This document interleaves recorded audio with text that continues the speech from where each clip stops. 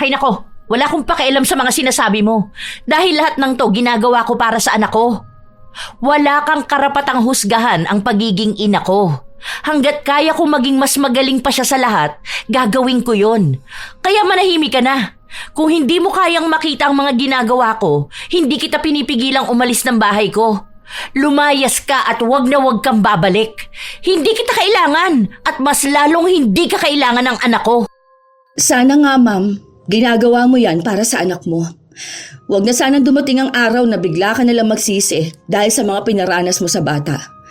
Dahil hindi habang buhay na ganyang edad si Ichan. Darating din ang araw na mapapagod na siya sa'yo dahil wala man lang siyang maaalalang masaya tungkol sa sarili niya. Dahil wala siyang ibang ginawa kundi ang humabol at sumunod sa mga pangarap mo. Naabot mo naman na lahat, sa totoo lang. Hindi si Ichan ang kulang, ma'am. Ikaw ang nakukulangan sa sarili mo at pinipilit mong anak mong punan yun. Sana, maalala mong simpleng bata lang ang anak mo. Ang ina ang nagsisilbing unang guro ng kanilang anak, kung saan sila ang unang nagtuturo kung paano sumulat at magbasa. Ngunit paano kung ang paraan na yon ang dahilan para mawalan ng kumpiyansa sa sarili ang bata? Katulad ni Josefina na nag-aasam na maging mas higit sa lahat ang kanyang anak at nakalimutang isa ring bata si Ichan. Paano nga kaya matatakasan ang isang malupit na kwento ng isang bata kung sa tinig mismo ng kanyang ina manggagaling ang kanyang pagbagsak? Paano rin kaya matatakasan ang paghihiganti gamit ang itim na kapangyarihan? Ano bang hindi mo maintindihan dyan? Ha? Simpleng addition at subtraction lang yan. Ay nako, palibhasa, bobo ka! Ang hina niyang kukote mo! Ulitin mo yan, ulitin mo! Dapat ma-perfect mo yan, kaya hindi ka nangunguna sa klase niyo eh. Mami, masakit po yung kurot niyo. Mas makakatikim ka sa akin kapag hindi mo inayos yan. Pumapangalawa ka lang palagi. Nakakahiya ka, alam mo ba yon? Ha? Nung ako nag-aaral, sa edad kong ganyan sa'yo, ang dami ko nang alam. Ilang medal na ang nakuha ko. Matalino ako, kaya hindi ako papayag na magkakaroon ako ng anak na bobo. Nakakahiya yun. Palibhasa, manang-mana ka sa tatay mong walang utak. Papagod na ako, Mami. Ang sakit ng ulo ko. Hindi ka magpapahinga hanggat hindi mo natatapos yan. Hindi ka pwede maglaro dahil pagkatapos mo dyan, may training ka pa sa soccer at music class mo. Tumigil ka sa pag-iyak mo. Naku, sinasabi ko sa'yo, lalamutakin ko yung bibig mo. Sagutan mo yan. Mamaya na lang, Mami, please. Huwag mo sinasagad ang pasensya ko, Ichan. Sinasabi ko sa'yo, kailangan mo maging matalino. Kailangan mo maging magaling sa lahat ng bagay kagaya ko. Ha? Hindi ka pwedeng tatamad-tamad at tatanga-tanga. Kailangan mong pantayan ang achievements na meron ako. Hindi ko po maintindihan to eh. Ang sakit na rin po ng kamay ko. Anong hindi mo maintindihan? Andiyan na ang tanong oh. Si Ana ay may 125 na lobo. Ibinigay niya ang 47 na lobo sa mga kaibigan niya. At saka siya bumili ulit ng 38 na lobo. Oh, anong mahirap dyan? Ha? 125 minus 47 plus 38. Ilan yon? Ha? Ano? Hindi mo alam? Ang bagal mo sumagot. Bobo ka talaga. Bobo! Sa ginagawa mong yan, wala kang mararating sa buhay mo. Kung di mo gagalingan mag-aral, magiging bobo ka habang buhay. Alam mo nangyayari sa mga bobo? Nagiging mahirap at walang pakinabang. Nung ganyang edad ko sa'yo, hindi lang ganyan ang kaya ko sagutan. Ay, nako, sa dami ba naman ang mamanahin mo sa tatay mo yung pagiging mahina pa ang utak? Sagutin mo yan, ha? Babalikan ko yan. Hindi ka kakain hanggat hindi mo yan nasasagutan. Galit na umalis si Josefina habang naririnig ang hikbi ng kanyang anak. Nagpunas ng luha ang bata at sa kanya muling tiningnan ang pinapasagutan ng kanyang ina. Sabado, wala siyang pasok at dapat ay naglalaro siya pero ayaw na ayaw ng kanyang ina na nahahati ang atensyon niya sa ibang bagay, maliban na lang kung may kinalaman ito sa pag-unlad ng kanyang kaisipan.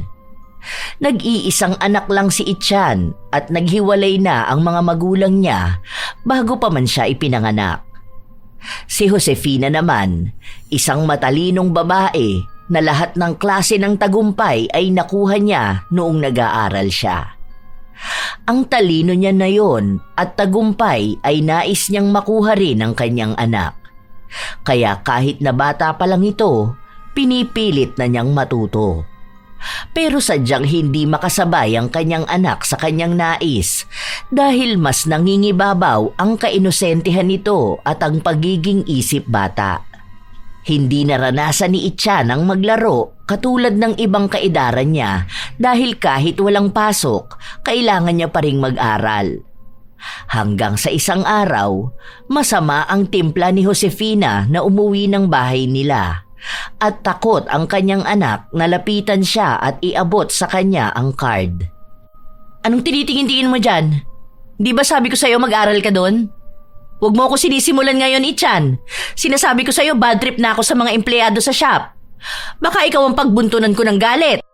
Binigay na po kasi yung card namin eh. Si Yaya po ang kumuha.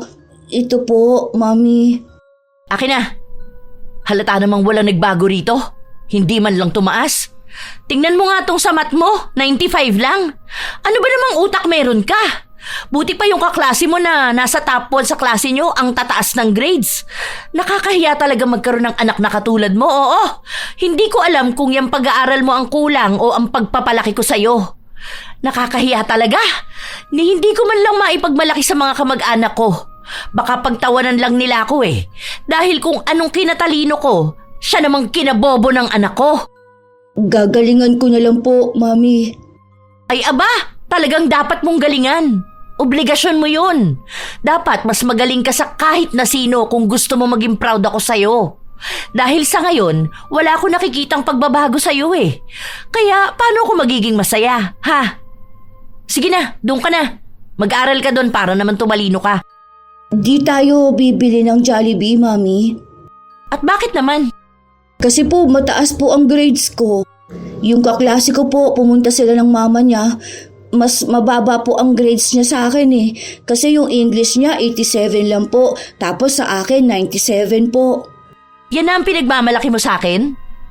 Ano namang dapat i-celebrate? Hayaan mo yung mga kaklase mong kinukonsinti ng mga magulang nila maging bobo. At kahit na maliit na achievement, kailangan pang i-celebrate. Wala ka namang pinapakita sa akin na dapat ko ika-proud sa'yo. Kaya tigilan mo ako dyan sa mga ganyan, ha? Pumunta ka na doon sa kwarto mo. Mag-aral ka doon. Huwag ka sumabay sa mga iniisip ko ngayon. Nakasimangot si Ichan na nagtungo sa kanyang kwarto.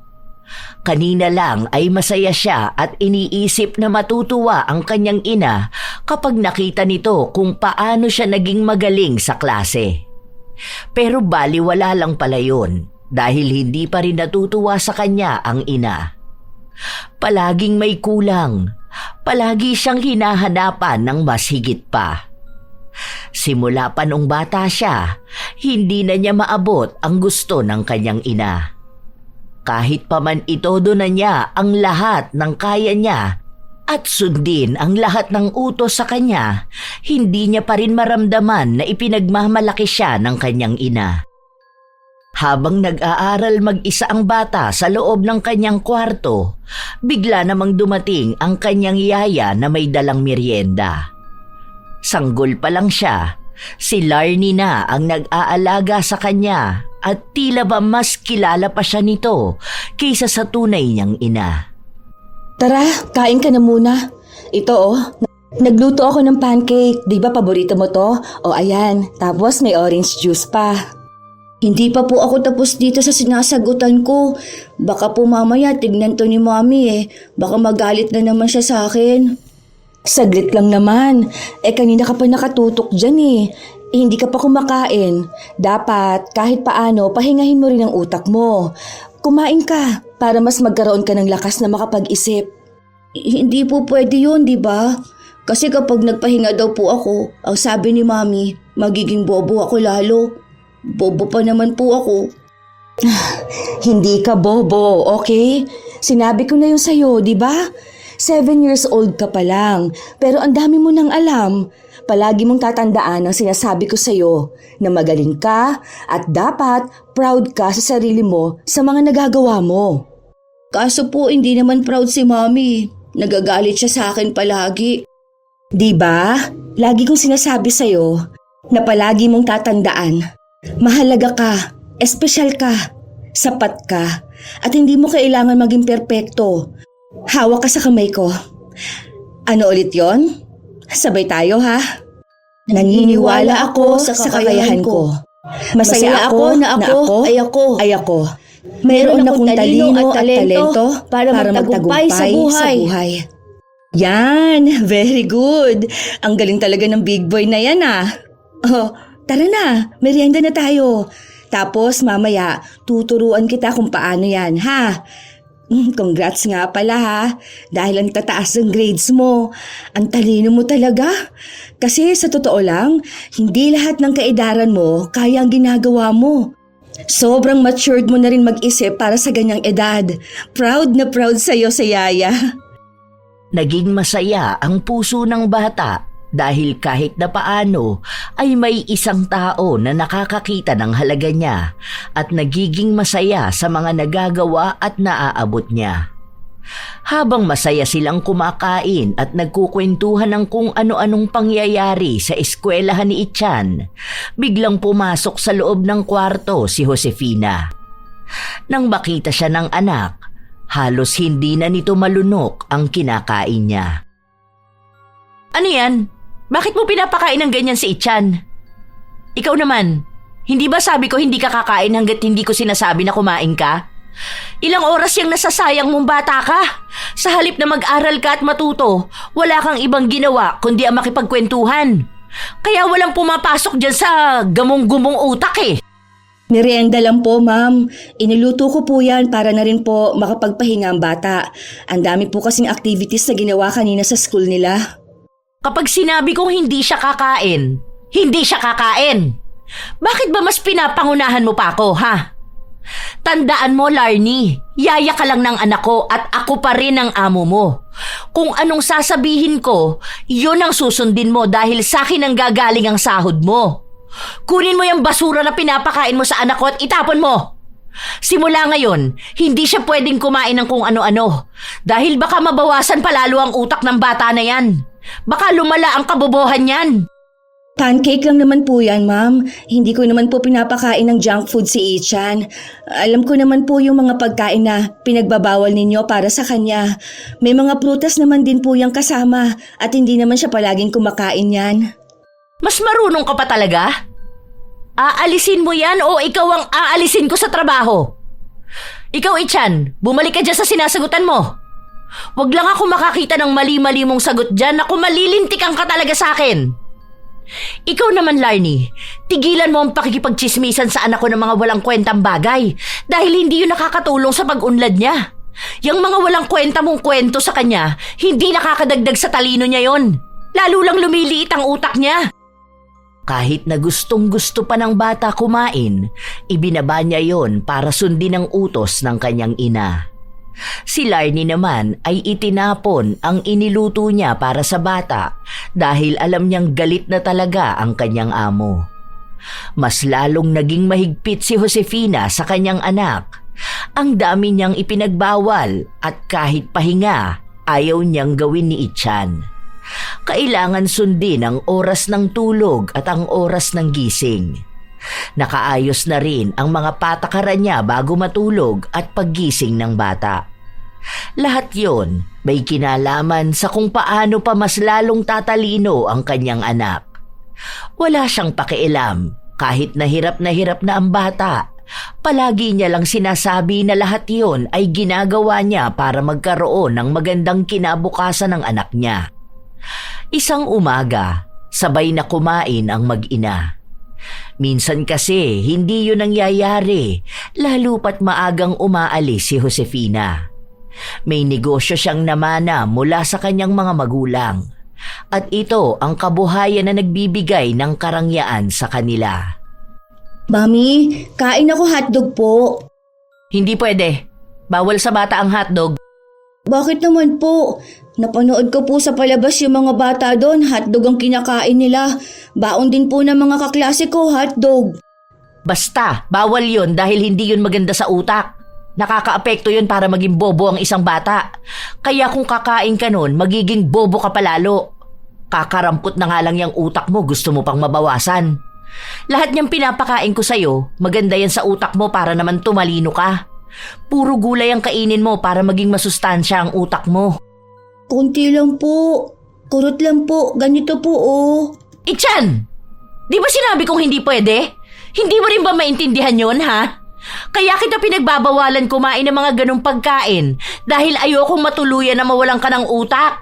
Sayang lang ang pagsusumikap kung maging matalino ka. Sayang ang ibinabayad ko sa mga nagtuturo sa'yo kung kakain ka ng mga pagkain na hindi pwede. Kapag sinabi kong bawal, bawal! Sorry po, Bobby. Sorry po. Tumigil ka sa pag-iyak mo! Huwag mo akong paandaran ng mga ganyan mo, ha? At isa pa, ang mga lalaki hindi umiiyak. Hindi ka pwedeng magpakita ng emosyon mo dahil ang mga umiiyak ay mahihina. Kaya huwag kang iiyak. Ayoko isipin nila na nagpapalaki ako ng bobo at mahinang bata. Naiintindihan mo ba ako? Ha? Ayaw na ayaw kong maririnig at makikitang umiiyak ka. Opo, Mami. Sorry po. Sorry. Tumigil ka dyan. Huwag kang humikbi-hikbi dyan. Huwag kang iiyak, ha? Ayoko nang mahina. Hindi ka tunay na lalaki kung umiiyak ka. Tumigil ka na. Kumain ka dyan. Ubusin mo lahat yung nasa plato mo. Huwag mo kong artihan na ayaw mo ng gulay. Walang nagawa ang bata kundi ang sundin ang utos ng kanyang ina. Nakatayo lang sa isang gilid si Larnie. Maging siya ay nasasaktan sa pakikitungo ni Josefina sa bata. Simula pa noon, wala nang kalayaan si Ichan na ilabas ang anumang nararamdaman niya. Kailangan niyang sundin ang anumang utos sa kanya ng kanyang ina. Sa ayaw man o sa gusto niya, kailangan niyang gustuhin din ang gusto ng kanyang ina. Tila ba hindi kilala ni Josefina ang anak dahil ang gusto ni Ichan ang siya namang ayaw ni Josefina. Sa tuwing magsasalita ang anak at ayaw niya ang sinasabi nito, nagagalit na kaagad siya. Kahit sa emosyon ng bata, nais niyang kontrolin. Bawal siyang magalit. Bawal malungkot at bawal maging masaya kapag hindi masaya ang kanyang ina. Ang malaki nilang bahay at marangyang buhay ay nagmistulang kulungan para sa isang paslit na gusto lang namang maranasang maging bata. Habang pauwi galing sa paaralan sina Ichan at Larnie, nakasabayan nila ang ibang sundo ng mga kaklase ng bata at nag-uusap sila na maglalaro ang mga bata sa bagong parke malapit sa kanilang paaralan. Nung una, sobrang tuwa ang nararamdaman ni Ichan pero napawi rin yun dahil alam niyang bawal niyang gawin yun. Pagka-uwi niya, kailangan niyang mag-aral ulit dahil magagalit ang kanyang ina kapag nalaman na naglalaro siya. Gusto mo ba maglaro? Bawal naman po.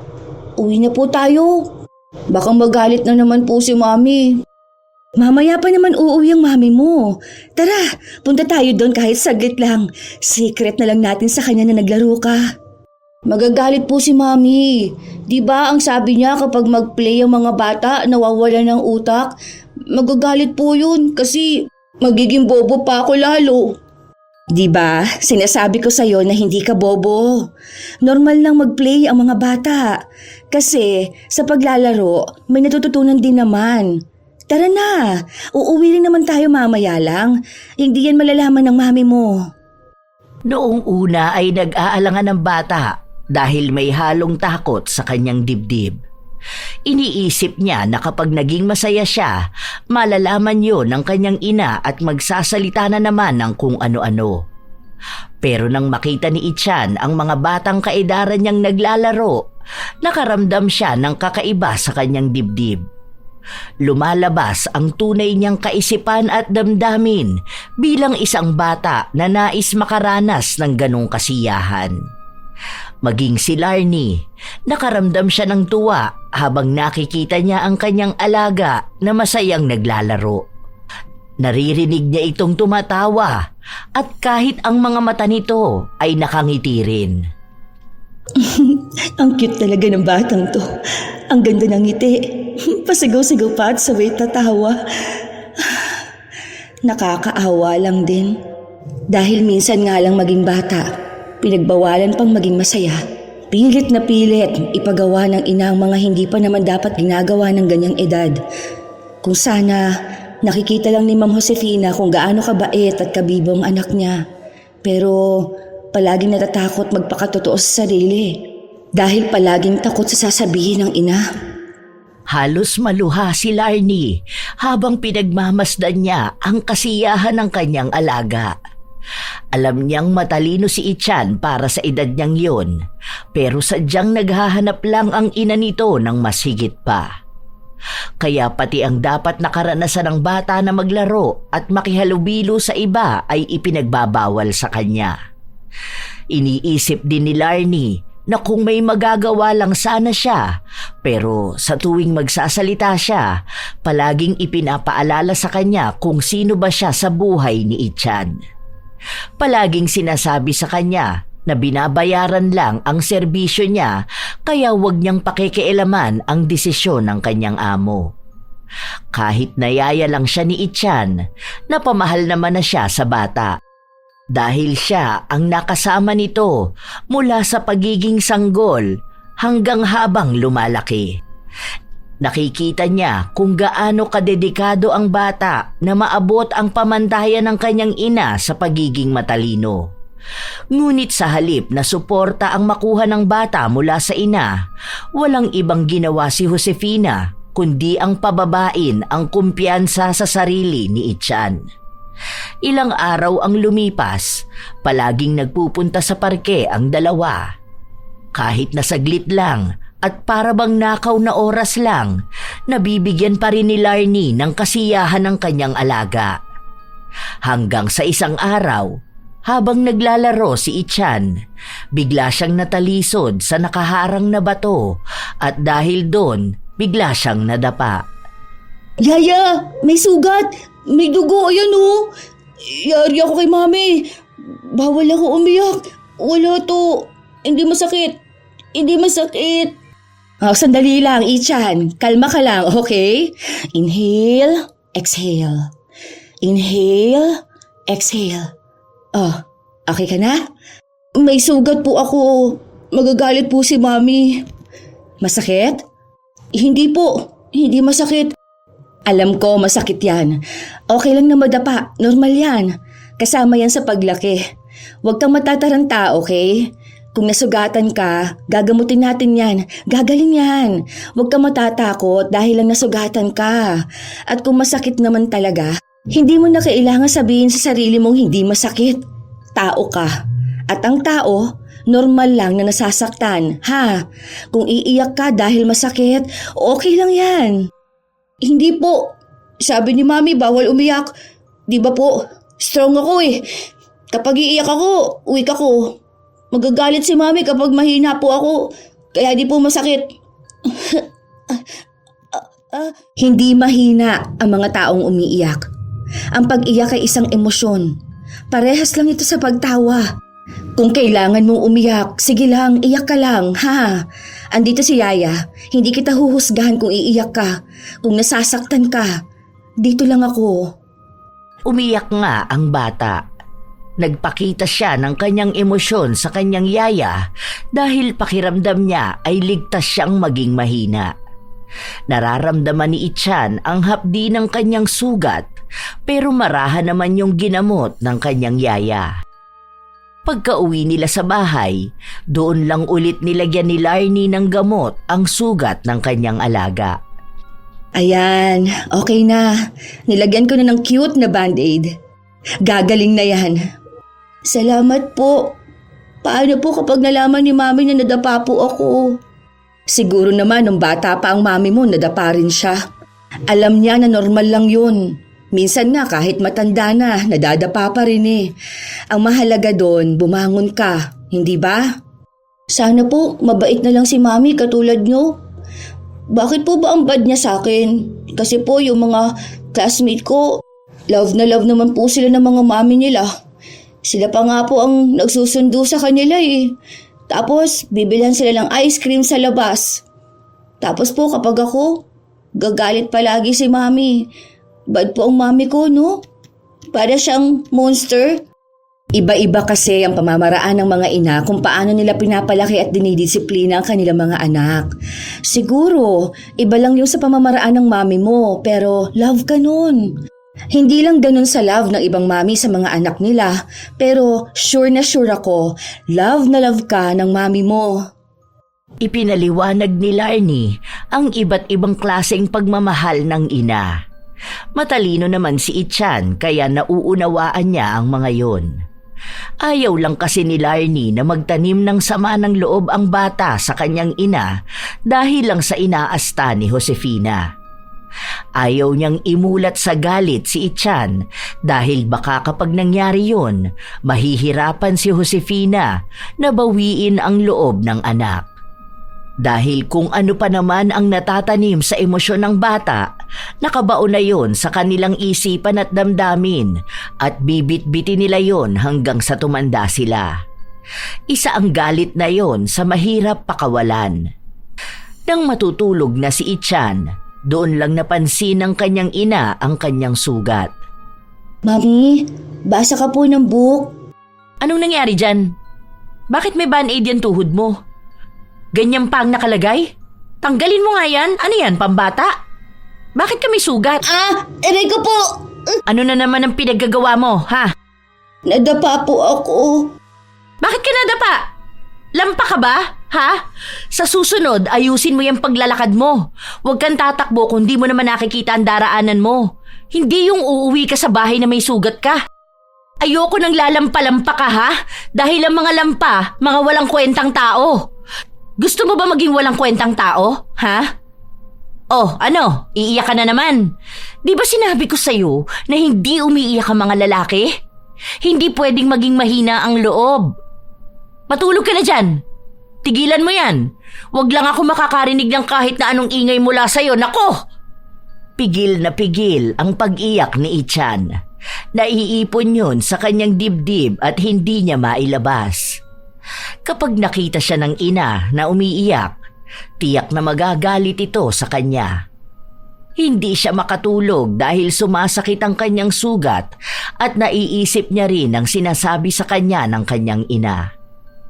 Tumayo siya sa higaan at nagpunta sa kwarto ng kanyang yaya. Bukas ang kwarto na yon dahil alam ni Larnie na pupunta siya ron kapag hindi siya makatulog. Yaya, gising ka pa po. Oh, akala ko pa naman tulog ka na. Hindi ka ba makatulog? Ano nangyari dyan sa sugat mo? Nagdurugo yata. O halika nga rito.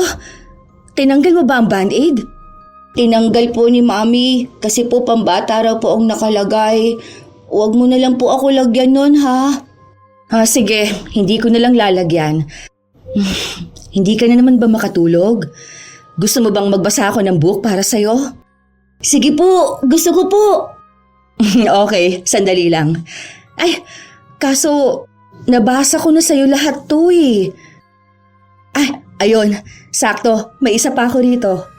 Bakit po lahat ng book ninyo puro color black lang? Iisa lang po ata ang book nyo, oh. Hindi gusto ko lang talaga tong book na to.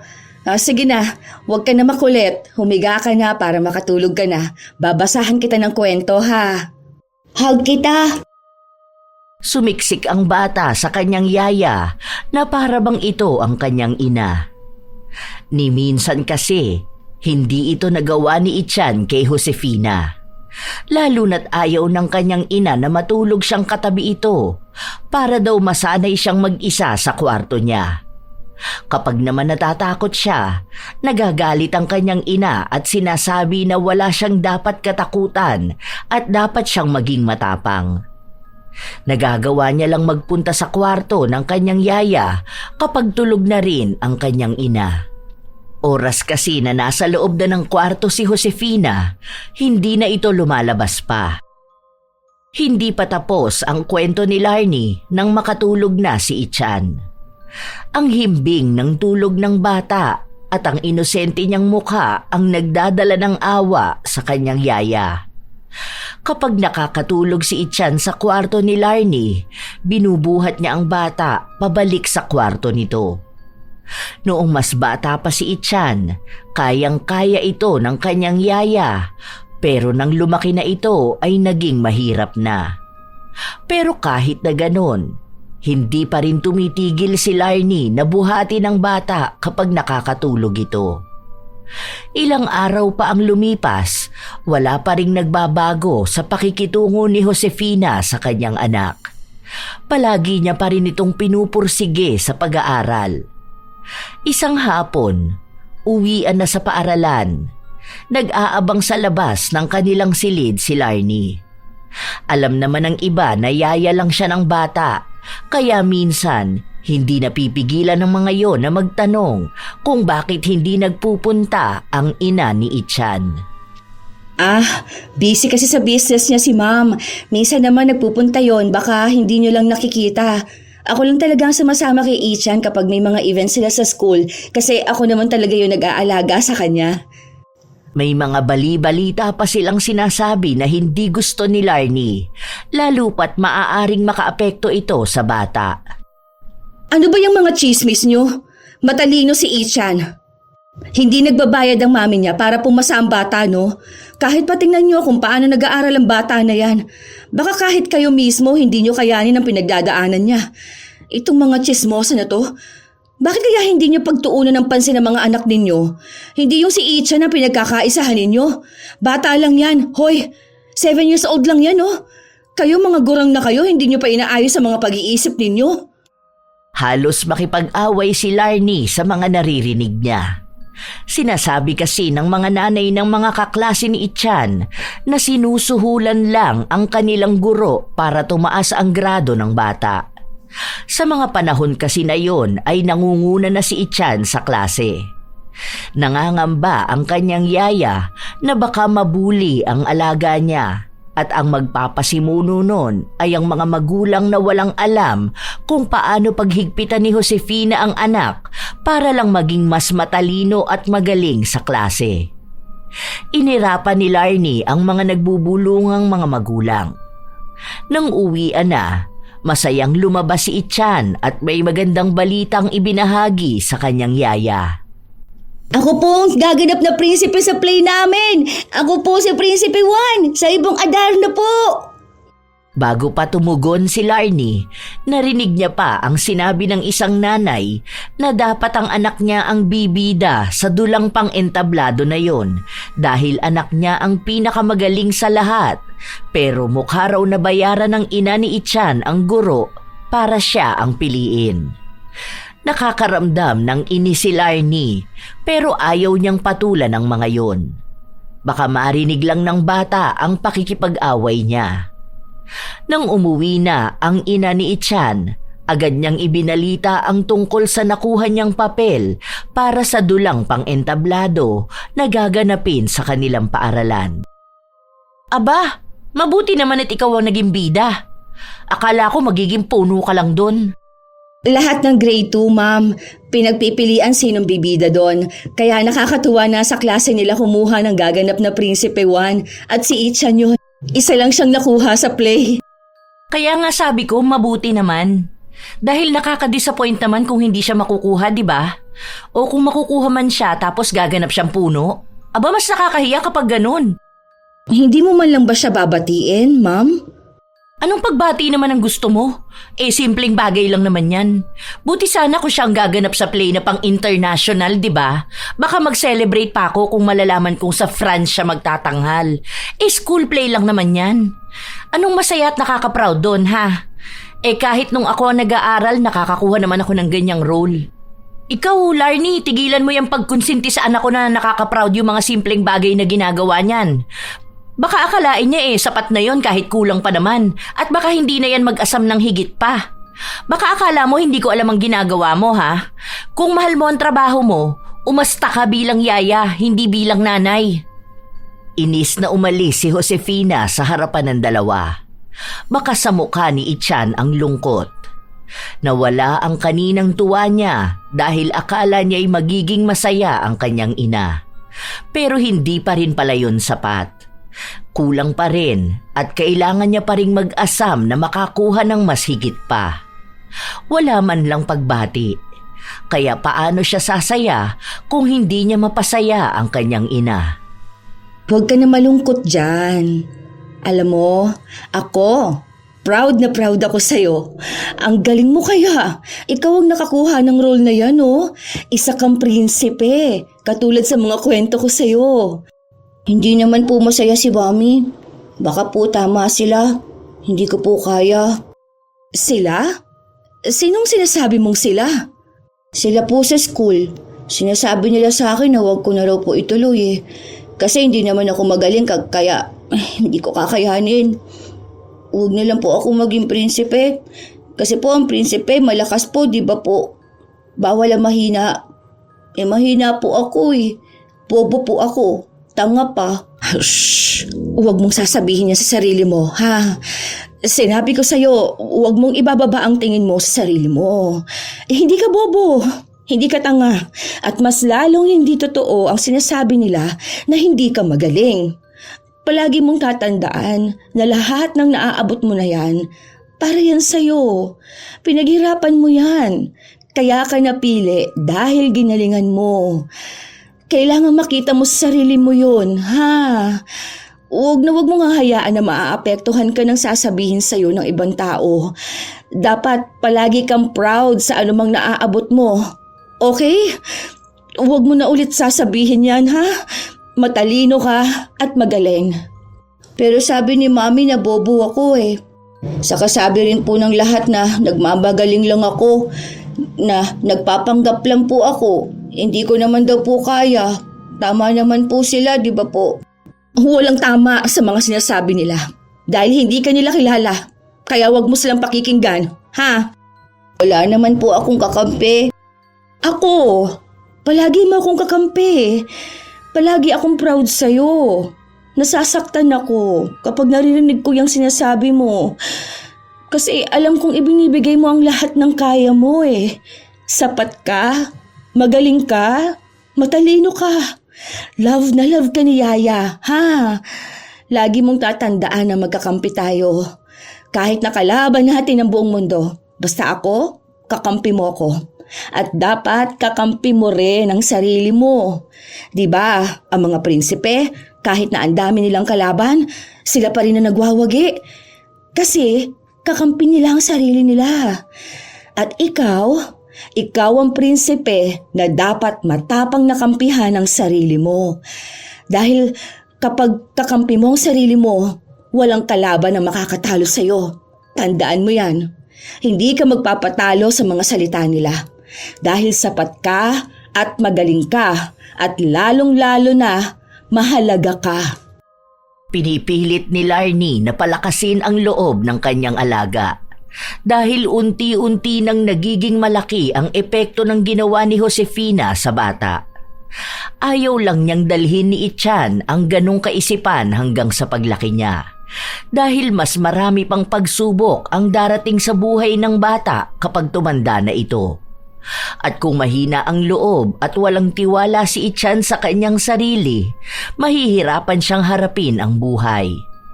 Sa sobrang pagkabahala ni Larnie sa mga nangyayari, sinubukan niya ulit kausapin ang kanyang amo.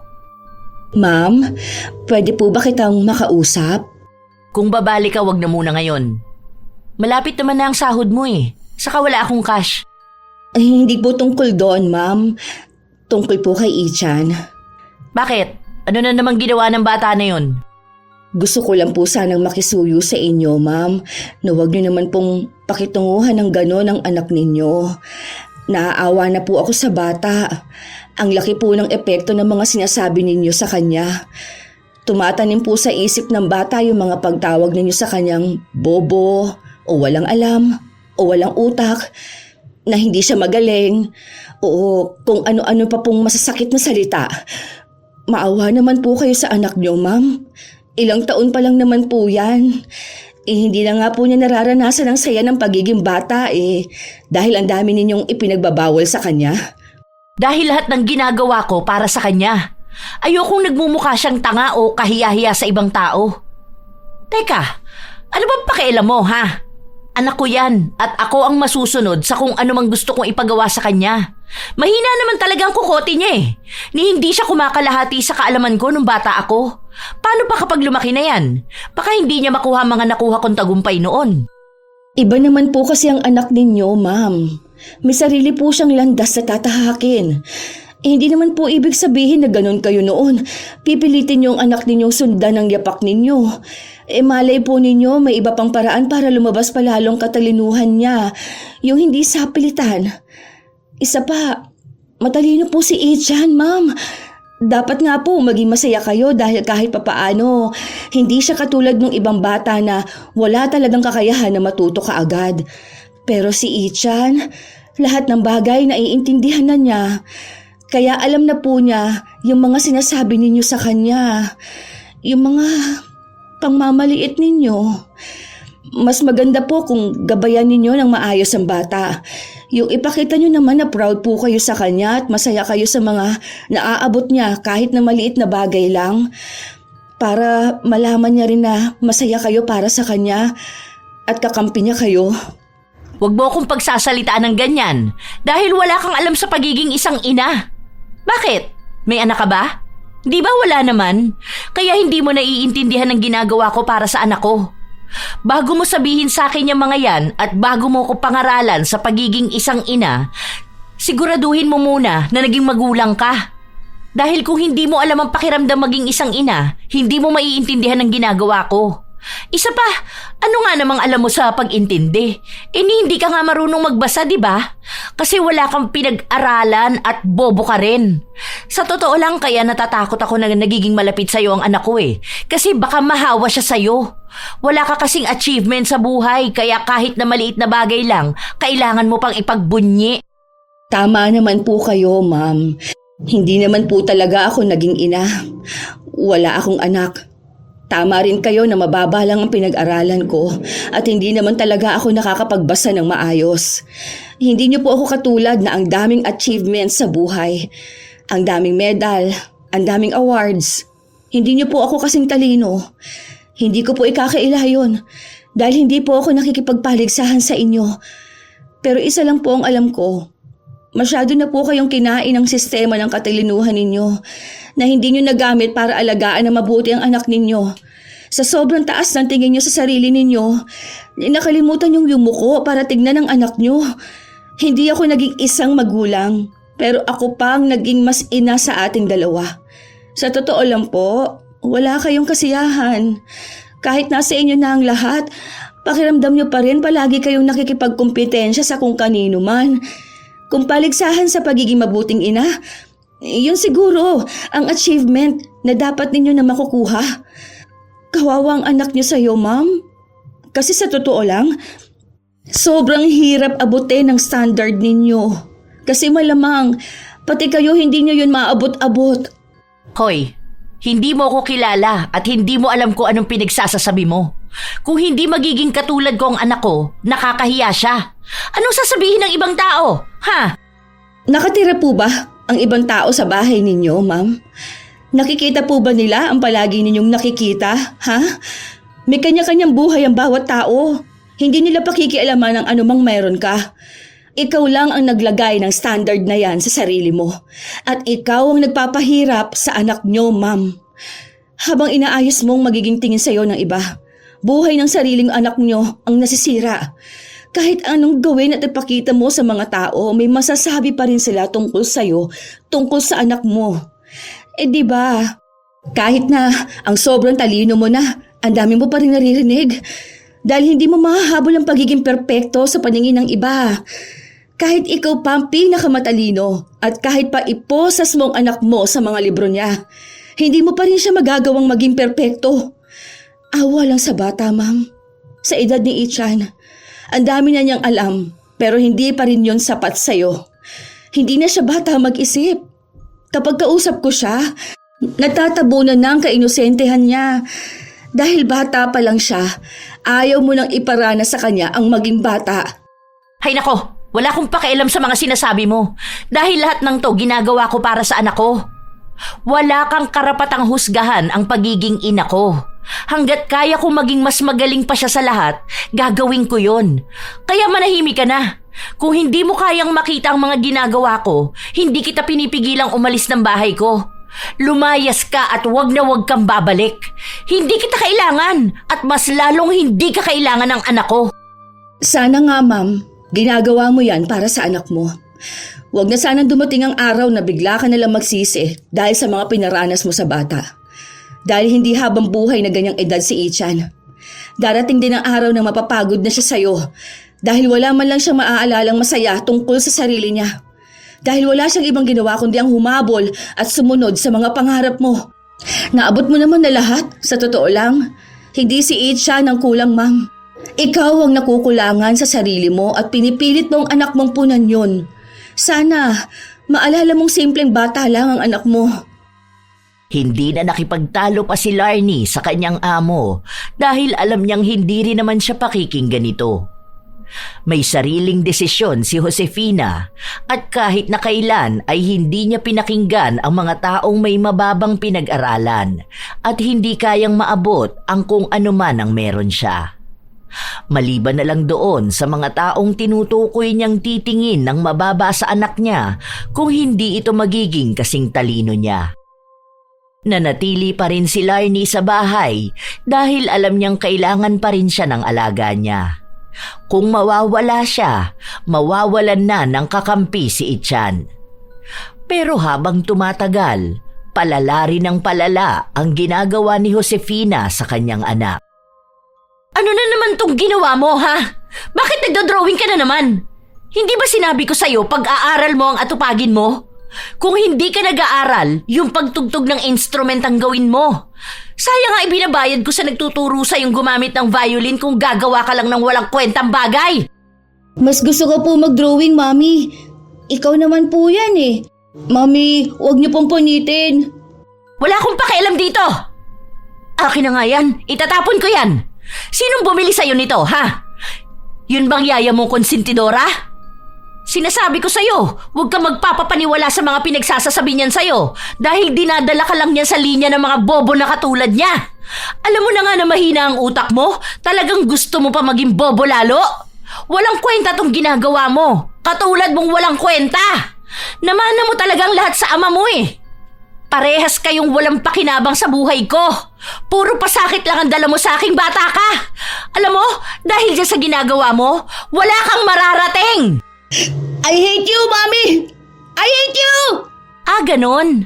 Matapos kitang bigyan ng marangyang buhay, magagalit ka pa sa akin, ha? Ano? Sino ba yung pinagmamalaki mo? Yang yaya mo? Hindi kanyang kayang bigyan ng magandang buhay katulad ng naibibigay ko sa'yo. Alam mo kung anong totoo? Hindi kanya mahal.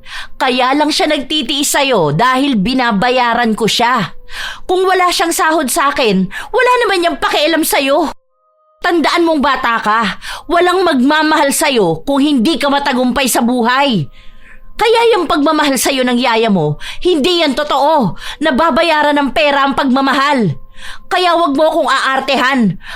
Kaya kita pinipilit na maging magaling para galangin ka rin ng mga tao sa paligid mo. Para makakuha ka ng pagmamahal at respeto. Dahil kung mananatili kang bobo at walang kwenta, walang magmamahal sa'yo. Wala! Dahil ako kasi, kung mananatili kang ganyan, hindi kita mamahalin. Ma'am, huwag niyo naman pagsalitaan ng ganyan ng anak niyo.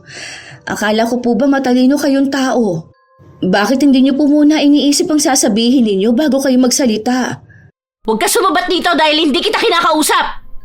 Totoo ang sinasabi ko na hindi ko siya mamahalin kung mananatili siyang walang kwenta. Dahil walang magmamahal sa isang bobo, mahina at tangang tao. Talagang ganyan ang ipamumukha mo sa anak mo? Talagang gusto mong isipin niyang pati pagmamahal kailangang ipagkait sa kanya? Ano ba, ma'am? Masyado naman na yung mga salita ninyo para sa anak niyo. Grabe na ang lamat na ibinibigay niyo sa pagkatao niya. Napakasahol mo. Para kang hindi tao kung magsalita. Hindi mo nga siya binubugbog, pero grabe yung mga salita niyo. Walang sugat ang katawan niyang pwedeng magamot. Dahil yung sugat na ibinibigay niyo, nasa kaluluwa niya. Sa sobrang talino mo, hindi mo na maalala paanong maging tao. Huwag mo akong pagsasalitaan ng ganyan dahil binabayaran lang kita. Tingnan natin kung hanggang kailan mo makakampihan ang walang kwentang bata na yan. Dahil sesante ka na! Lumayas ka na sa bahay ko! Kapag nakuha mo ang sahod mo sa linggo, lumayas ka na rito at huwag ko nang makikita yung pagmumukha mo na yan kahit na kailan! Galit na umalis si Josefina at nagtungo sa kanyang kwarto. Si Itcha naman, nakakapit lang sa binti ng kanyang yaya. Hindi niya alam kung dapat ba siyang umiyak dahil natatakot siya na kapag may luhang lumabas sa mga mata niya, magagalit ang kanyang ina. At baka mas lalo lang siyang itakwil nito. Yaya, huwag kang aalis please. Dito ka lang ha. Tara na, hahatid na kita sa room mo. Hindi ka aalis? Promise? Tara na, gabi na. Titimplahan na lang kita ng gatas mo para makatulog ka.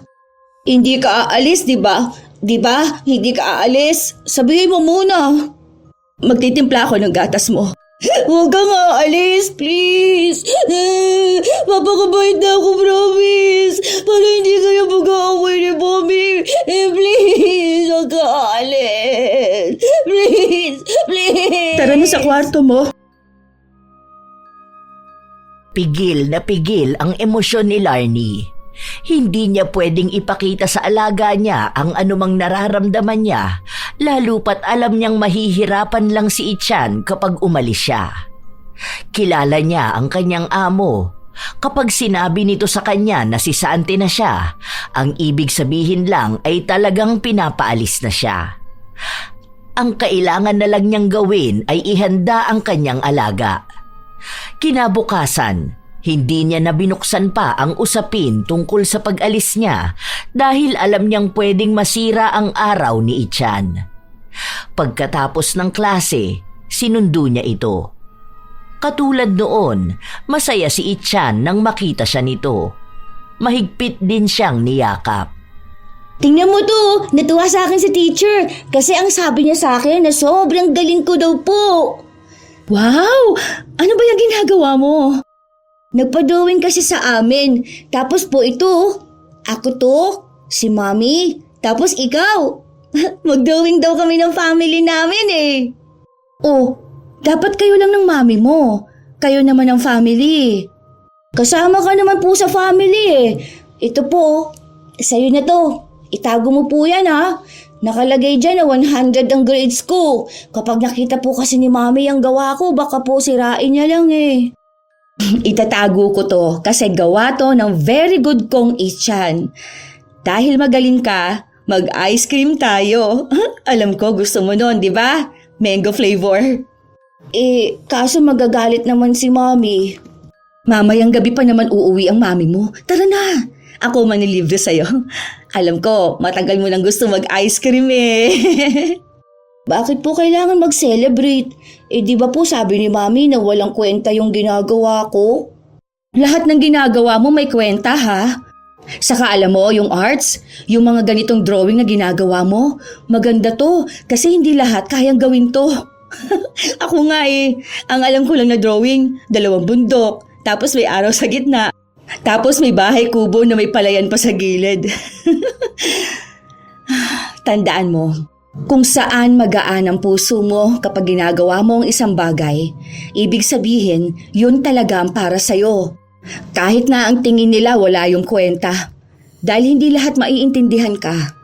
Ang mahalaga, dapat iintindihin mo ang sarili mo. Ang galing mo kaya, no? Kahit na maliit na bagay lang ang tingin mo sa nagawa mo, dapat ka mag-celebrate. Pinaghirapan mo kaya yun. Hindi naman ibig sabihin na masaya ka sa maliliit na bagay na nagawa mo. Hindi ka na pwedeng mag-asam pa ng mas malaking bagay. Kung hagdan nga, kailangan mo pang umapak sa isa bago ka pa makaakyat hindi ba? Wala namang makakarating agad sa taas nang hindi nagsisimula sa mababa. Ang dami ko namang sinasabi, tara nang ha? Gusto ko na rin ng ice cream. Sinusulit ni Larnie ang bawat oras na kasama niya ang kanyang alaga.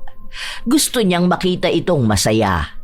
Gusto niya na bago niya ito iwan, magawa naman niyang bigyan ng magandang alaala ang kanyang alaga.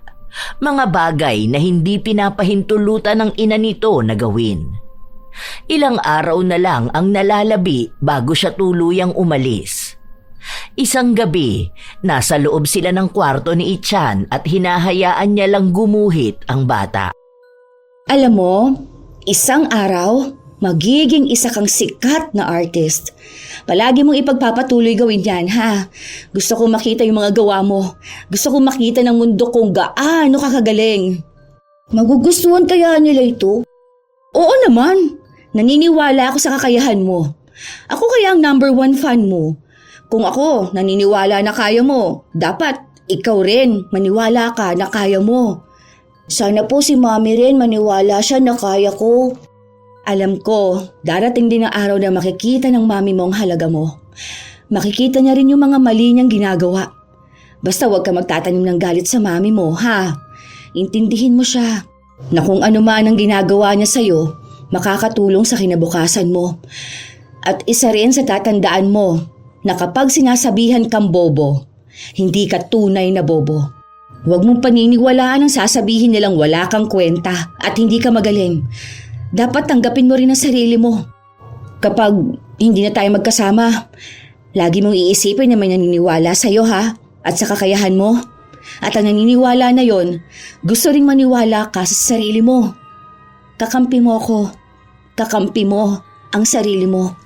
Huwag ka na po umalis. Sige na po, please. Darating din naman ang araw na aalis ako. Kaya ngayon pa lang, tanggapin na natin yon. Pero hindi ibig sabihin na hindi na tayo magkasama. Mawawala na rin ang suporta at love ko sa'yo. Ikaw pa rin ang Ichan ko. Hindi na nakapagsalita pa ang bata. Yumakap lang siya ng mahigpit sa kanyang yaya. Sige, okay lang umiyak. Diba, ang sabi ko sa'yo na kapag naiiyak ka, umiyak ka. Hindi mo kailangan pigilan ang emosyon mo. Hindi totoo na hindi pwedeng umiyak ang mga lalaki. Dahil lahat ng tao may emosyon. Lahat ng tao pwedeng umiyak. Hindi kahinaan ang paglabas ng mga nararamdaman. Hindi porket lalaki ka, kailangan mong pigilan ang luha mo. Sige lang, okay lang maging mahina. Maging si Larnie ay hindi na napigilan ang kanyang sarili na maiyak. Mahigpit na yakap din ang ibinigay niya sa kanyang alaga. Simula pa noong sanggol si Ichan, siya na ang kasama nito. Siya ang kasama nito noong unang beses siyang humakbang. Siya ang nakarinig ng unang salitang binigkas ng bata. Sa lahat ng bagay, siya ang kasama ni Ichan. Mula sa tawanan hanggang sa iyakan. Para na niyang naging anak ang alaga dahil mas madalas na silang dalawa lang ang magkasama. Alam naman niyang darating talaga ang araw na magpapaalam sila sa isa't isa, pero hindi niya lang inaasahan na magiging ganito kaaga. Sobrang bigat ng kanyang dibdib. Alam niyang napamahal na rin sa kanya ang bata. Pero kahit nahirap siyang iwan si Ichan, yon ang kinakailangan. Hindi na rin naman siya papayagan ng kanyang amo na manatili. Huling gabi ni Larnie bilang yaya ni Ichan, pinagluto niya ito ng paborito niyang ulam. Magkasama silang nagkwentuhan ng mga bagay-bagay. Ikinuwento ni Larnie kung paano naging makulit si Ichan noong sanggol pa lang siya at tuwang-tuwa naman ang bata habang pinapakinggan yon. Hanggang sa kinausap siya ni Josefina. Heto na ang huling sahod mo. Siguro naman nakapag-empake ka na ng gamit mo. Bukas, gusto ko umalis ka na bago pa magising si Ichan. Huwag ka nang magpapakita sa kanya. Ma'am, nakikiusap ako sa'yo na sana pakitunguhan niyo po na maayos ang anak niyo. Dahil kawawa si Ichan. Wala ka nang pakialam kung paano ko pakikitunguhan ang anak ko. Wala ka na sa bahay na to. Tapos na ang trabaho mo. Hayan, binigay ko na ang sahod mo. Kaya lumayas ka na. Hindi na lang binigyan ng pansin ni Larnie ang galit ng kanyang amo. Dahil para sa kanya, nais niyang bigyan ng atensyon ang natitirang oras na magkasama sila ni Ichan. Ayaw niyang maging malungkot. Ayaw niyang umiyak. Gusto niya na masayang matutulog ang alaga niya. Nabanggit sa kanya ni Ichan na gusto nitong tumingin ng mga bituin sa labas na hindi pinapayagan ng kanyang ina na gawin. At iyon ang gustong iparanas ni Larnie. Nasa labas sila ng bahay kung saan nakaupo sila sa isang mahabang kahoy na upuan. Wow! Ang gaganda ng stars! Nakikita mo ang mga bituin? Ang dami nila. Mayroong malalaki, mayroong maliliit, may makinang, mayroong namang halos hindi makita. May natatakpan ng ulap pero stars pa rin naman sila, di ba? Opo, pero mas maganda pa rin ang makikinang, di ba? Tulad ng sabi ni Mommy. Sa totoo lang, bawat isa sa kanila may sariling dahilan kung bakit sila nandun. Hindi kailangan maging pinakamaliwanag para masabing mahalaga. Kagaya mo, kahit na palagi kang hinahanapan ng mami mo ng mas higit na tagumpay, hindi pa rin mababago na katulad ka ng star. May sarili kang ningning. Kaya gusto ko, wag na wag mong kakalimutan ang palagi kong sinasabi sa'yo. Ha? Hawakan mo ang kamay ni Yaya. Gusto ko, palagi mong sasabihin ito sa sarili mo, ha? Sabay tayo. Naniniwala ako sa kakayahan ko. Masaya ako na ako ay ako. Mayroon akong talino at talento para magtagumpay sa buhay. Proud na proud ako sa'yo. Nang gabing yun, nagpatuloy na nag-usap ang dalawa. Ang daming mga pangaral ni Larnie sa kanyang alaga. Palagi niyang sinasabi kung gaano ba ito kamahal-mahal at huwag niyang pagdududahan ang kanyang sarili.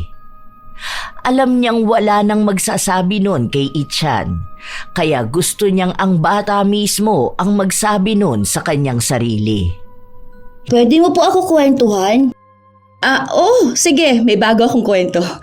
Mabuti nilang dala ko tong libro para makatulog ka na rin. Higa ka na lang rito. May dala naman tayo unan eh. Bubuhatin ka na lang ni Yaya pabalik sa room mo, ha? Okay? Ang kwento ko ngayon sa'yo ay tungkol sa isang bata na may mataas na pangarap sa buhay at hindi sumuko sa anumang sinasabi ng ibang tao sa kanya. Gusto ko po bukas, pagkagising ko, luto mo ako pancake po, ha? Tapos dito po ulit tayo kakain. Hindi na kumibo si Larnie. Nagpatuloy siya sa kanyang kwento hanggang sa tuluyang nakatulog ang kanyang alaga. Habang nagpapatuloy si Larnie sa kwento niya, doon na bumuhos ang kanyang emosyon. Nakikita niya ang maamong mukha ng kanyang alaga. Ang inosente nitong pagtulog na dati ay lagi niyang nakikita, ngayon ay huling beses na niyang masisilayan.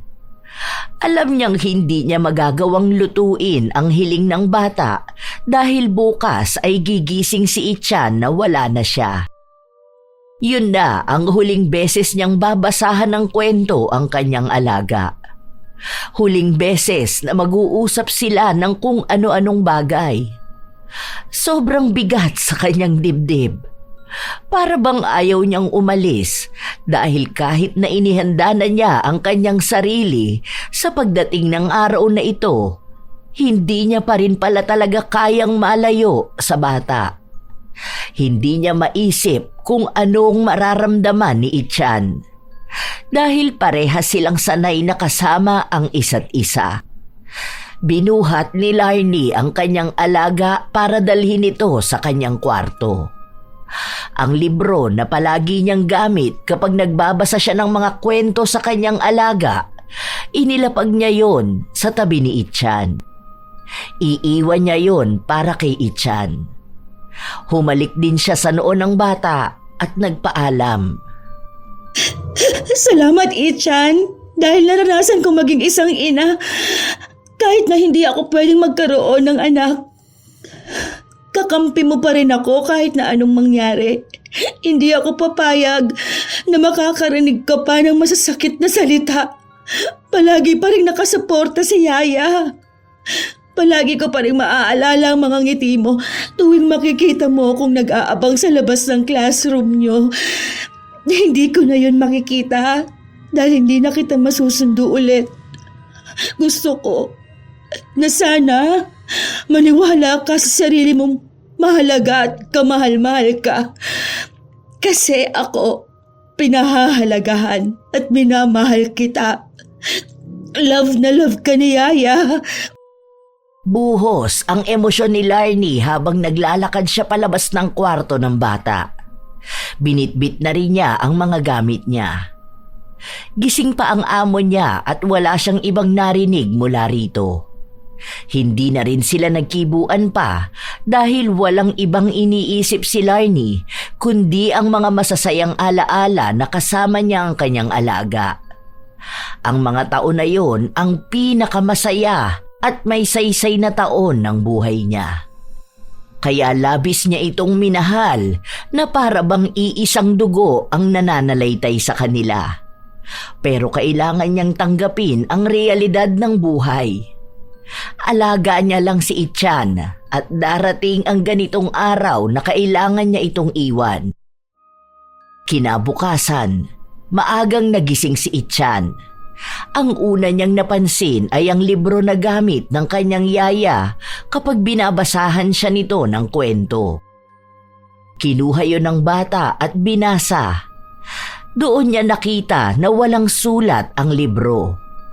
Walang kwento. Dahil hindi nakakapagbasa si Larnie, lahat ng kwento na ibinabahagi niya sa bata ay gawa-gawa niya lang.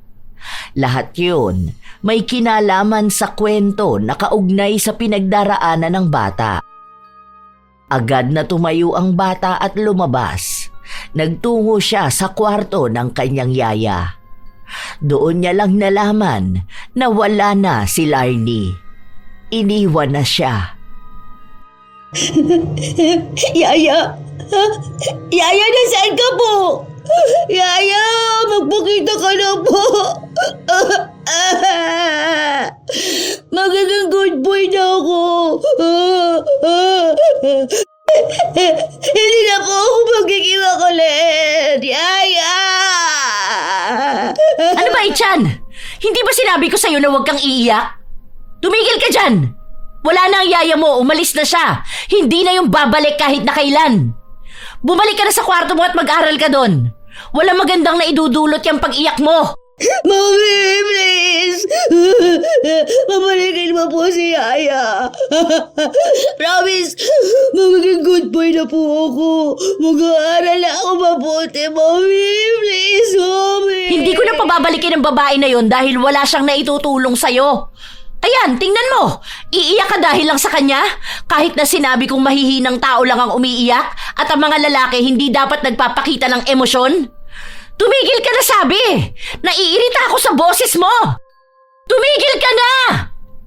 Sa sobrang galit ni Josefina, nakagat niya ng madiin ang kanyang dila. Dahil doon, nakaramdam siya ng sobrang sakit. Natigilan naman ang bata sa pag-iyak dahil nakikita na niyang galit na galit ang ina.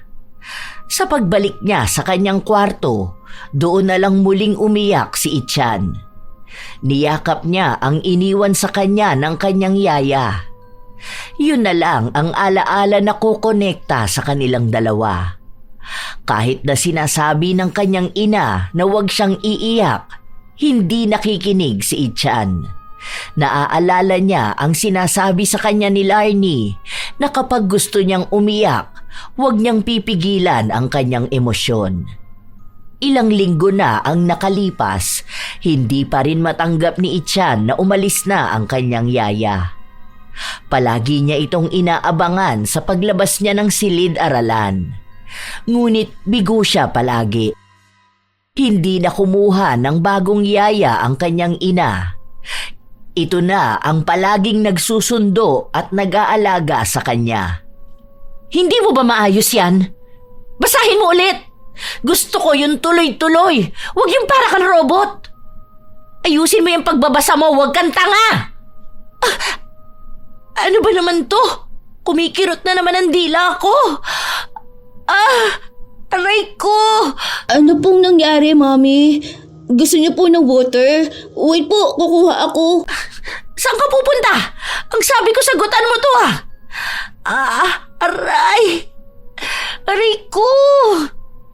Palaging sumasakit ang dila ni Josefina mula noong araw na nakagat niya ito. Kaya bibihira na lang siyang makapagsalita. Dahil sa nangyayari sa kanyang yon, hindi na tumatagal ang pagsasalita niya.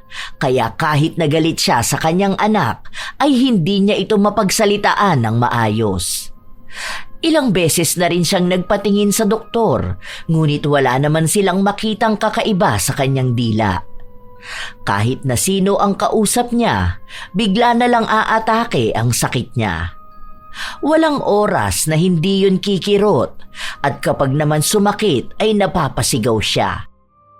Sa mga sumunod pang linggo, mas lumala ang kanyang sakit. Walang kahit na anong gamot ang nagpapahupa roon. Kahit hindi siya magsalita, sumasakit talaga yun. Wala na siyang ibang magawa kahit ang negosyo nila ay apektado na. Mabuti na lang at may mga empleyado siyang humahawak at nag-aasikaso at mukhang pati ang mga yon ay natutuwa na hindi siya nakakapagsalita masyado dahil wala siyang mumurahin at mamaliitin. Hanggang sa nanatili na lang muna siya sa bahay nila para magpagaling kahit na hindi naman kumpirmado kung ano ang sakit niya. Mami, kain ka na po. Ayoko na. Itabi mo yan doon. Kailangan niyo po kumain para hindi po kayo magkasakit.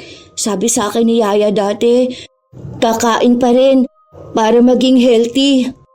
Ayoko niyan. Doon ka na nga. Alam mo na nga na nahirap na akong magsalita. Kagalitin mo pa ako. Huwag ka na po kasi magalit, Mami. Malapit na po yung play namin. Malapit na po ako maging Prinsipe 1. Nood po kayo doon. Hindi makapagsalita si Josefina dahil sa sobrang kirot ng kanyang dila. Napapakapit na lang siya ng mahigpit sa kanyang higaan.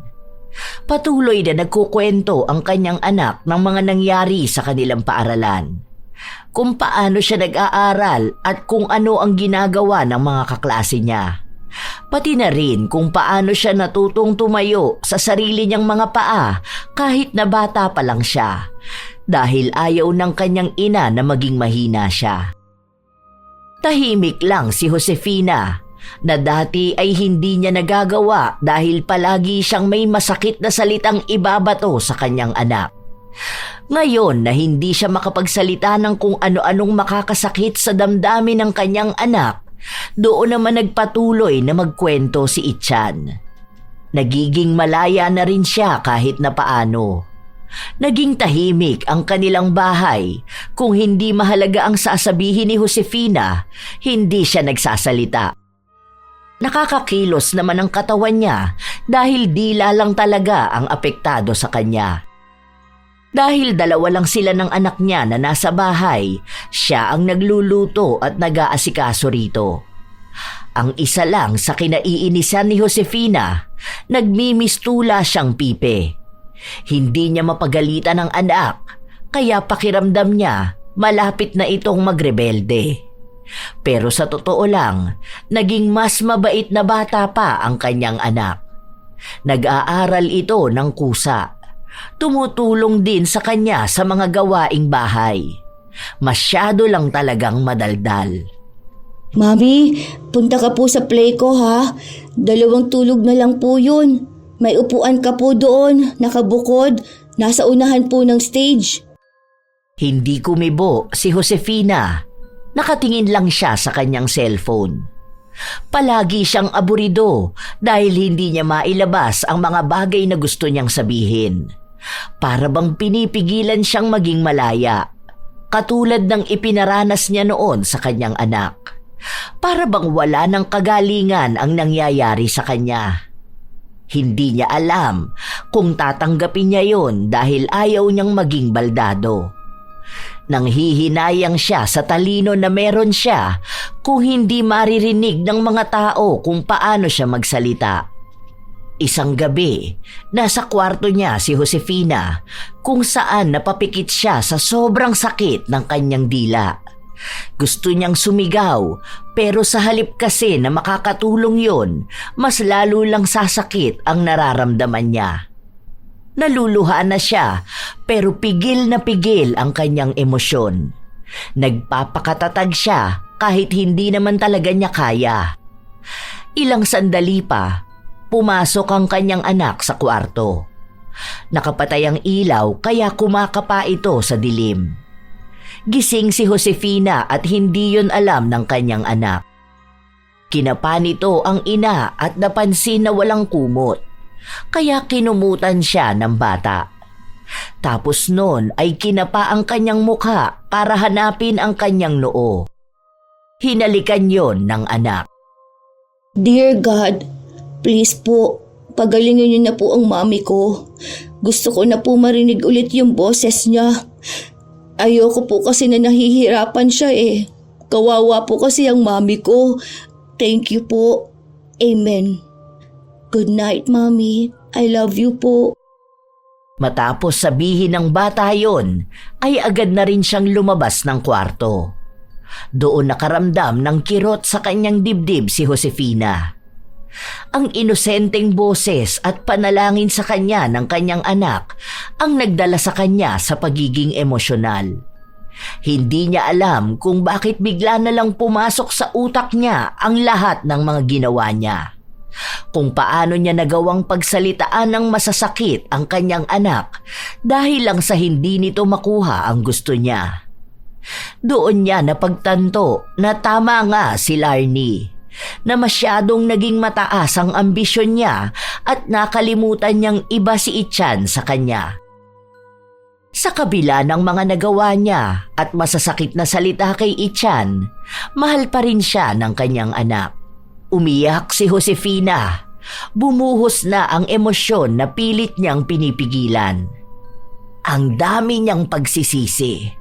Gusto niyang humingi ng tawad sa kanyang anak at gusto niyang bumawi. Nang sumapit ang araw kung saan gaganap na si Ichan sa dulang pang-entablado, nag-aabang ang bata kung darating ba ang kanyang ina. Wala siyang nakikita na nakaupo. Nalulungkot siya dahil pakiramdam niya wala nga talagang pakialam ang kanyang ina. At hindi ito masaya na mapanood siya sa entablado. Habang nagpapatuloy ang kanilang pagtatanghal, biglang nakaramdam ng takot si Ichan. Hindi na niya masyadong maalala ang sinaulo niya. Gusto niyang tumakbo palayo at wag nang ituloy. Pakiramdam niya rin, mababa ang tingin sa kanya ng mga tao at pinagtatawanan siya. Hanggang sa bigla niyang narinig ang isang pamilyar na boses na nagpawala ng kanyang kaba.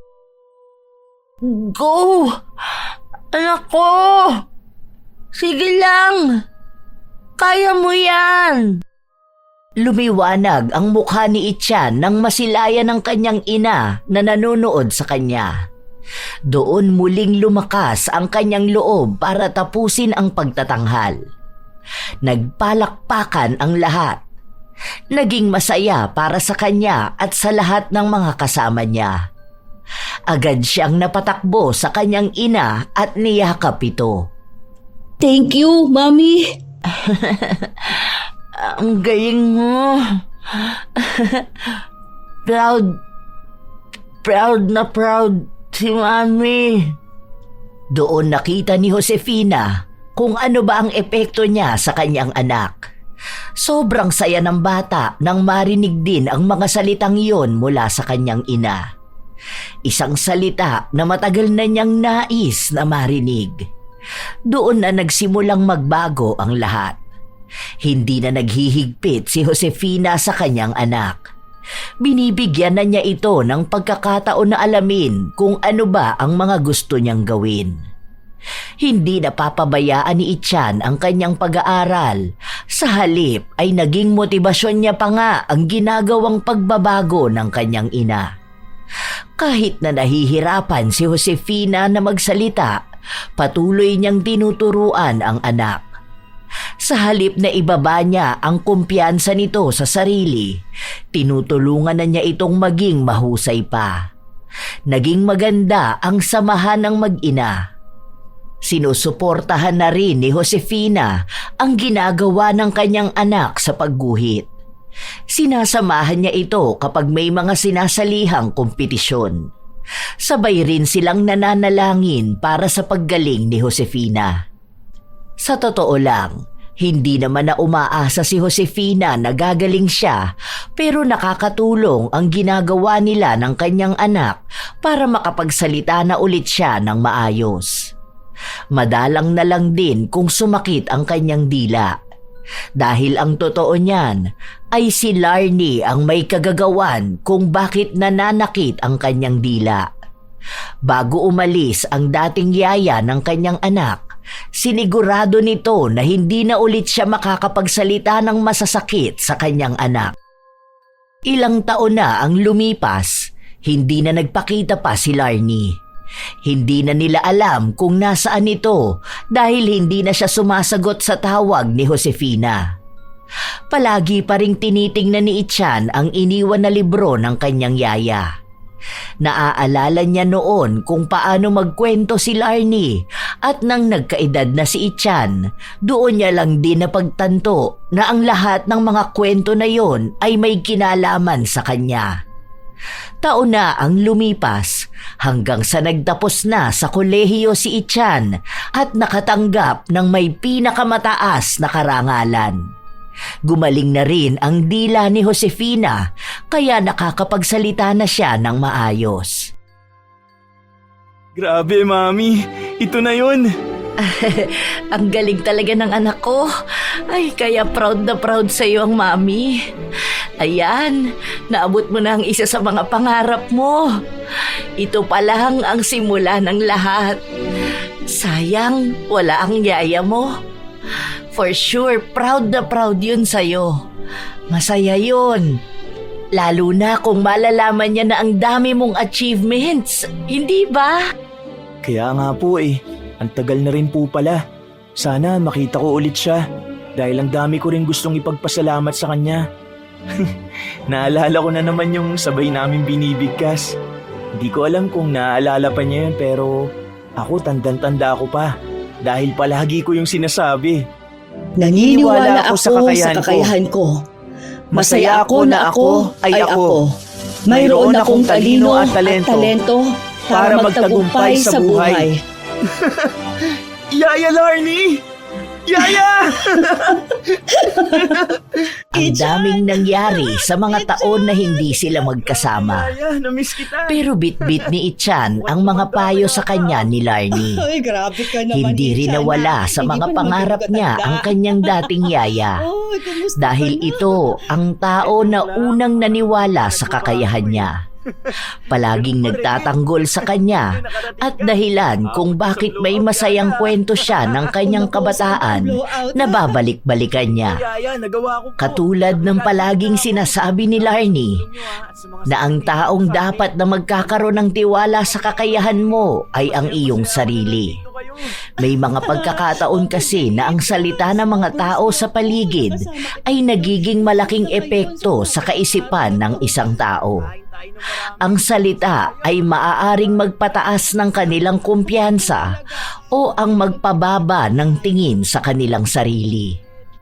May mga ina na katulad ni Josefina na siyang nagpupumilit sa kanilang mga anak na maging mas magaling sa lahat at hindi na nila nakikita ang masamang epekto nito sa isang bata. Inaagawan ng panahon na makapagsaya dahil lang sa gustong maging mas higit na matalino. Nakakapagsalita ng masasakit sa kanilang mga anak na para bang walang emosyon ang mga bata. Tandaan din na hindi naman masamang asamin na maging matalino, maging magaling, kung para naman ito sa mga anak o sa sarili. Ang masama ay ang pagpupumilit sa kakayahan ng isang tao at iparamdam na basura lang ang maliliit na tagumpay. Iba-iba ang kwento kung paano naging matagumpay ang isang tao. Hindi dahil anak mo siya, kailangan niyang sundan ang yapak mo. Dahil meron din siyang sariling landas na tatahakin. Tandaan na hindi kailangan maging perpekto para maging mahalaga. Hindi nasusukat ang halaga ng isang tao sa grado, medalya o papuri ng iba. Ang tunay na tagumpay ay dumarating sa pagtiyatiyaga, sariling pagsisikap at pagtanggap sa sariling lakas at kahinaan. Dahil kahit gaano kataas ang pamantayan ng mundo, ang tunay na panalo ay ang taong natutong mahalin ang sarili, magtiwala sa sariling kakayahan at tumayo sa sariling mga paa. Sana ay may natutunan kayo sa ating kwento ngayon. Alam naman natin na may mga taong talagang katulad ni Josefina na gustong maging mas magaling ang anak higit sa kanino man. Mayroon ding mga magulang na lumalabis sa pagsasalita ng hindi magaganda sa kanilang mga anak. Mga salita na tumatarak sa kanilang mga puso at bumabaon sa kanilang murang kaisipan. Hindi man nila sinasaktan ng pisikal, ay sinasaktan naman nila sa mental at emosyonal na paraan.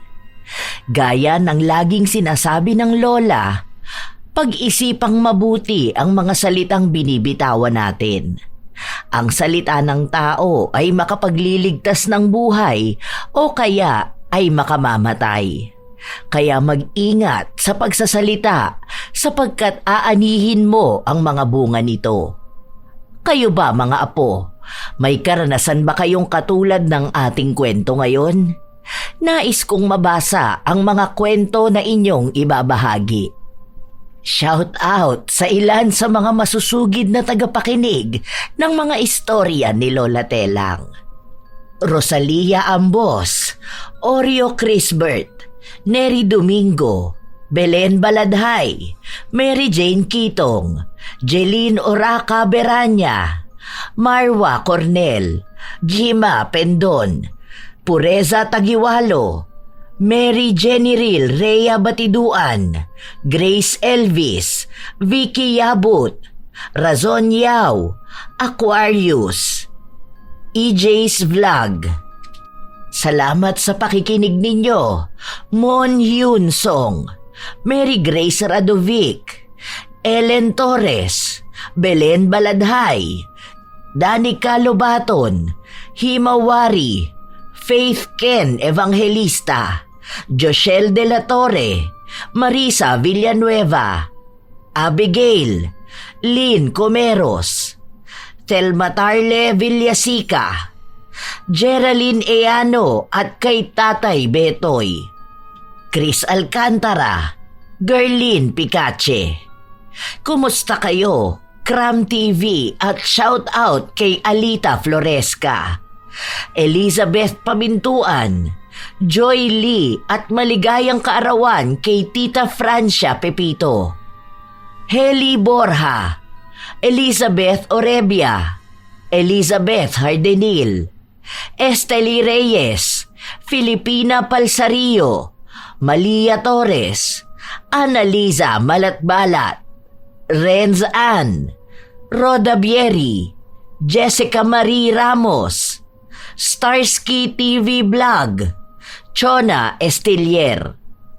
Shout out sa mga apo ko na sina Sydney Crosswind, Supladang Pasaway, Lovely Rose Roa at Princess Rain Roa Alawami, Kimpoy Feliciano, Hazel Fiesta, Judilyn Pakin, Nena Diones, Francisco Neng, Nelly Siang, Grace Hementera, Petronila Balyelos, AJ Chua, Pamela Agasang, Rachel Whitney, Gia Gigi, at belated happy birthday nung September 7 kay Danica Dulnuan.